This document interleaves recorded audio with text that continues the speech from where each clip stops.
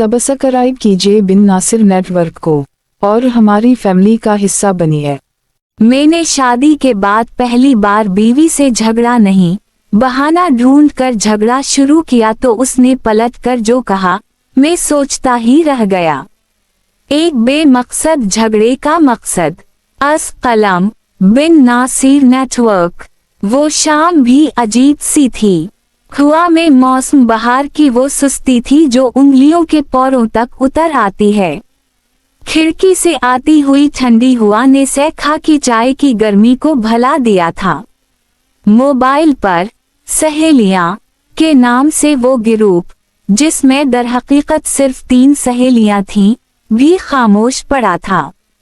हफ्ते भर की गपशप, शिकायतें, बाजार के किस्से, बच्चों के स्कूल का ड्रामा, सब खत्म।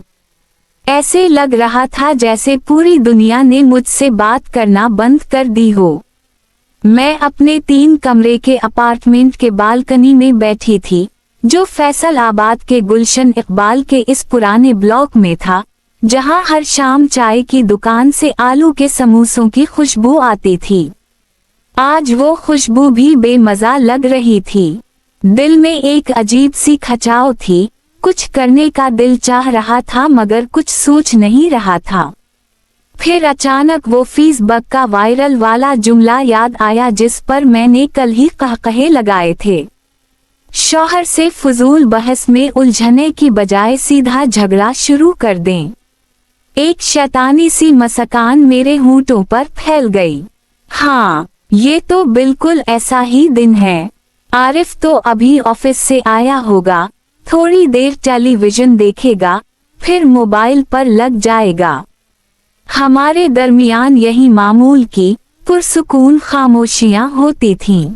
आज इस पुरसुकूनी को तोड़ना है, पर कैसे? किस बात पर झगड़ा करूं?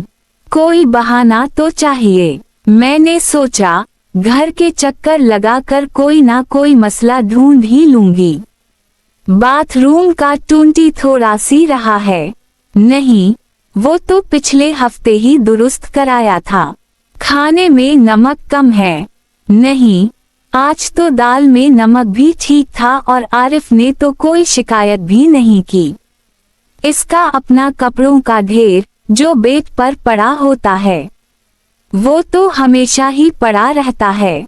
आज इस पर बोलना मामूल की बात होगी, नई बात नहीं। आखिरकार मैंने एक शानदार बहाना ढूंढ ही लिया। वो छोटा सा गमला जो गुज़श्ता साल मेरे यौम पैदाइश पर आरिफ लाया था। एक हल्के गुलाबी रंग का गमला था जिसमें मैंने एक छोटा सा पौधा लगाया हुआ था। वो पौधा आहिस्ता आहिस्ता मर रहा था। जी हाँ, यही बहाना है। मैं इस पर पानी नहीं डालती, इसे धूप नहीं आती। क्यों मर रहा है मेरा प्यारा पौधा?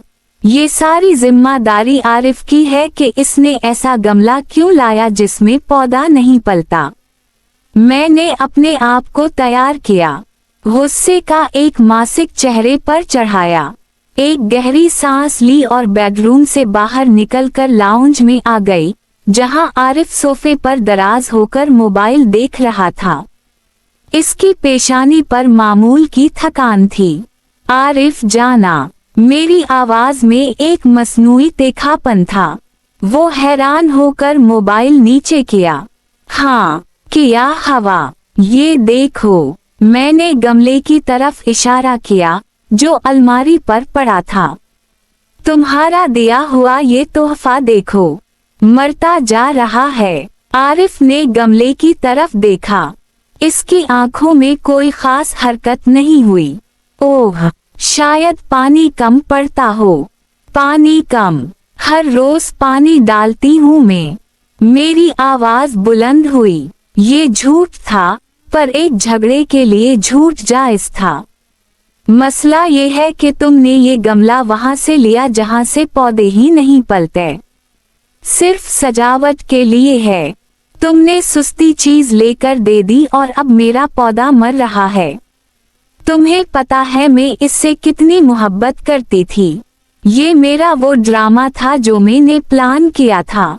मैं तवक्को कर रही थी कि आरिफ भी रद्द अमल देगा, दिफा करेगा, कहेगा तुम खुद कभी पौधों का ख्याल नहीं रखती, या तुम्हारी मर्जी, मैंने अच्छा ही लाया था। और फिर बहस बढ़ती, दिल की भड़ास निकलती, मेरी बोरियत दूर होती।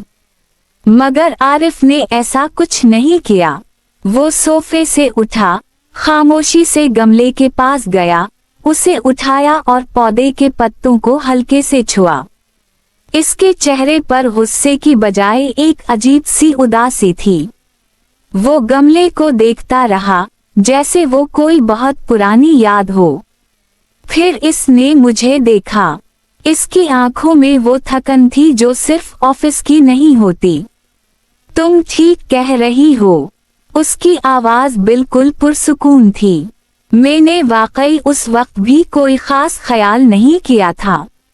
बस दुकान पर ये सस्ता और प्यारा लगा, 100 खरीद लिया। तुम्हारी खुशी के लिए। मगर तुम्हारी खुशी का ख्याल रखना भी मैंने नहीं सीखा।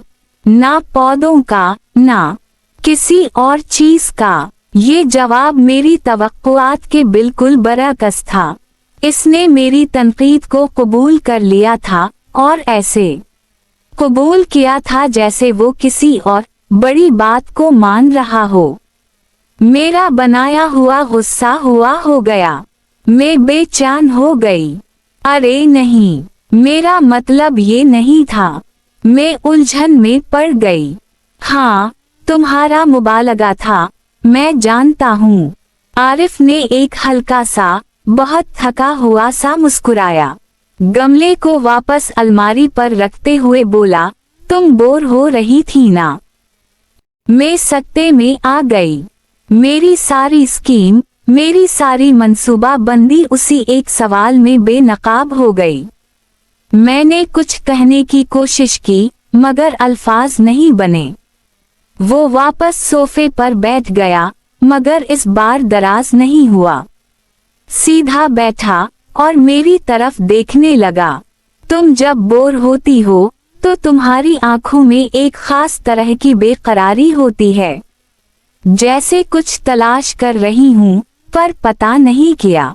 और जब तुम मुझसे बात करना चाहती हो, मगर कहीं से शुरुआत नहीं कर पाती, तो तुम किसी ना किसी मामूली चीज पर तनकीद शुरू कर देती हो। जैसे आज ये गमला। मैंने कभी इस तरह उसे बात करते नहीं सुना था। वो तो आम तौर पर इतना गहरा नहीं होता था। मैंने सोचा कि थोड़ा झगड़ा हो जाए तो। मेरी आवाज मध्यम पड़ गई। ताज़ा हुआ आएगी। इसने मेरी बात मुकम्मल की।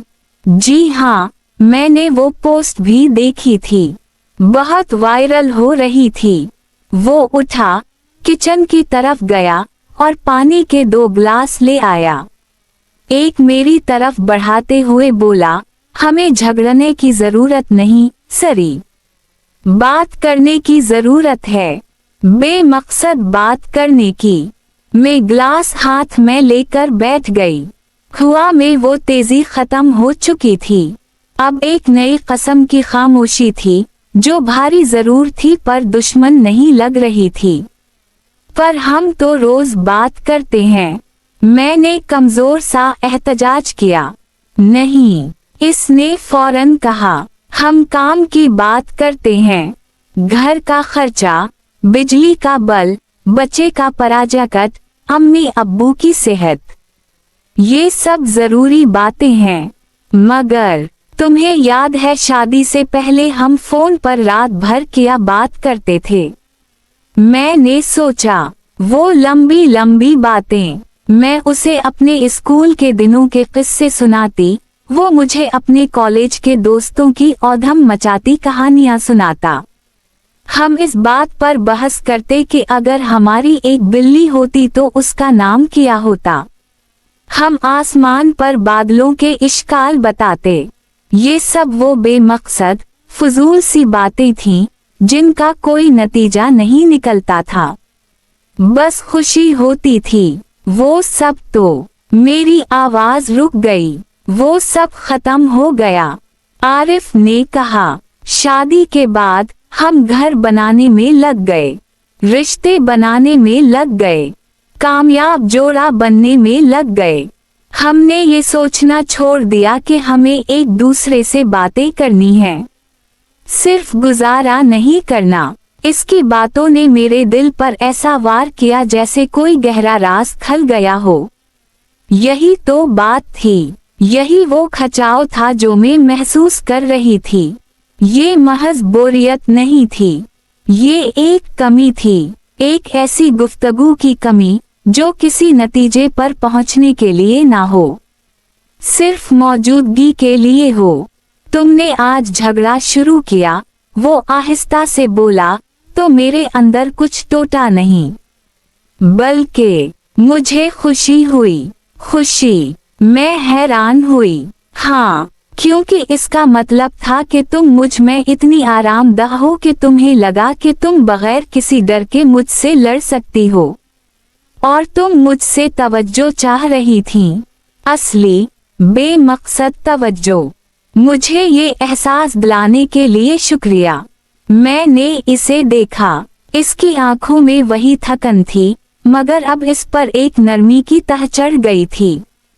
मैंने सोचा कि मैं उसे सिर्फ अपनी बोरियत दूर करने के लिए इस्तेमाल करना चाहती थी, मगर उसने तो मेरी इस हरकत को अपने अंदरूनी खलाकों पर करने का मौका बना लिया। तो अब क्या करें? मैंने पूछा, अपना सारा ड्रामा, तमाम तर मंसूबा बंदी भूल कर। आओ, आज कुछ काम की बात नहीं करेंगे। वो सोफे पर मजीद आराम से बैठ गया। बताओ, अगर तुम्हारी वो बिल्ली होती जिसका नाम हमने मैना रखना था, तो आज वो इस गमले के पास बैठकर क्या सोच रही होती? एक कहकहा मेरे हलक से निकल आया, फिर दूसरा। मैं हंसने लगी, बेसाख्ता, बेइख्तियार। और फिर मैंने शुरू कर दिया। मैंने इसे बताया कि मेरा ख्याल है कि बिल्ली इस गमले को अपनी आंखों से मारती हुई सोच रही होती कि इसमें कोई चूहा छुपा हुआ है। और आरिफ ने सुनना शुरू कर दिया। सिर्फ सुनना नहीं, उसमें हिस्सा लेना शुरू कर दिया। वो भी हंसने लगा, वो भी अपनी बकवास भरने लगा। खिड़की से आती हुई हुआ मैं अब समोसों की खुशबू नहीं, बल्कि एक नई कस्म की महक थी। वो महक जो सिर्फ उस वक्त आती है जब दो दिलों के दरमियान की फासले वाली दीवारें एक बेमकसद कहकहे की चोट से हल्की सी दरारें करती हैं।